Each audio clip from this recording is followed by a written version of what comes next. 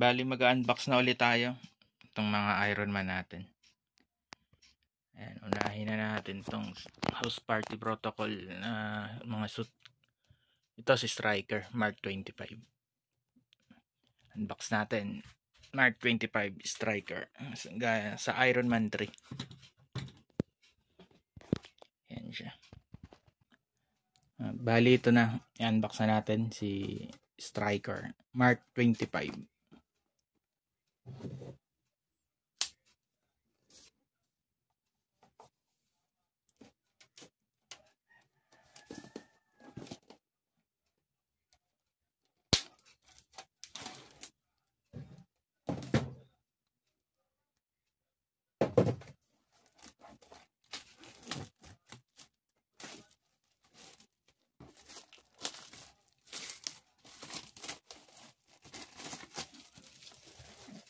Striker Marvel's Studio Iron Man 3. Yung mga bagong batch na nilabas ngayon, mga year 2024 to 25, may logo na ng CD Toys. 110 scale Iron Man. Tapos kung mapapansin yung mga 2025 na Iron Man, yung logo ng Disney, kulay gold na. Sundong Toys yan. CD Toys yung company. License siya ng Disney. Ganda na ng bali authentic siya ng Marvel. Na natin. Magnetic yung mga lagayan nila. Ayan, magnetic. Ganda, solid din. Bali ito yung pinaka Iron Man. Plus accessories. Accessories niya, dalawang blast effect lang, wala na, stand. Bali 110 scale, yung collection Iron Man 3 Marvel Studio. Mas detail na yung mga lagayan ng mga nilabas nila ngayon. Bali ito na yung pinaka Iron Man. Bagong bago. May plastic nakadikit.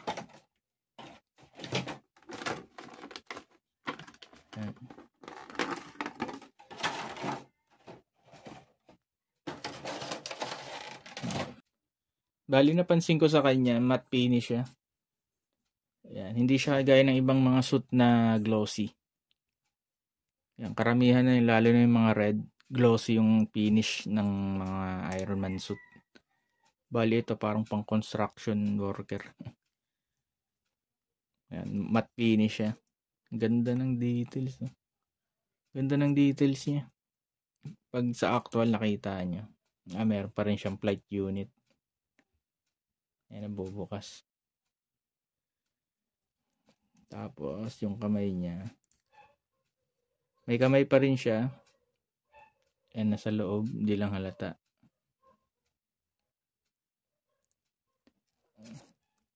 Bali, ito yung articulation niya. Medyo limited lang articulation niya. Ayan. May mga shock absorber na design.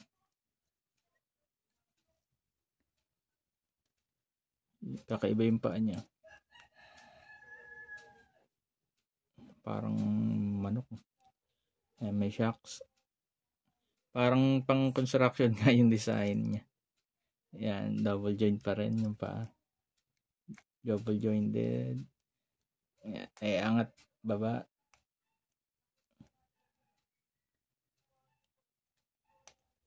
Yung hips niya, ito meron pa rin sa hips, baba taas. Ayan, pag sinagad nyo, medyo may kita ng konti lang. Ulo. Yung kamay. Shoulder pad. Ayan, na-adjust para sa articulation. Ayan, butterfly joint.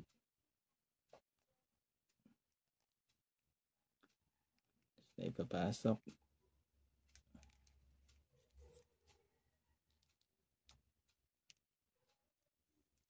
Bali, parang astig yung itsura niya kung papansinin nyo. Yung panuntok niya. Parang jackhammer yata yung design ng kamay niya. Panira ng pader. Wala namang special masyado sa kanya. Bali, wala nang tatak ng CD to isa pa. Hindi kagaya ng mga luma.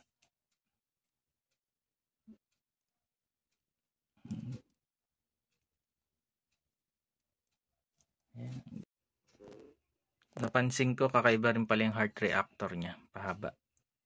Yan, sa gitna. Pahaba siya.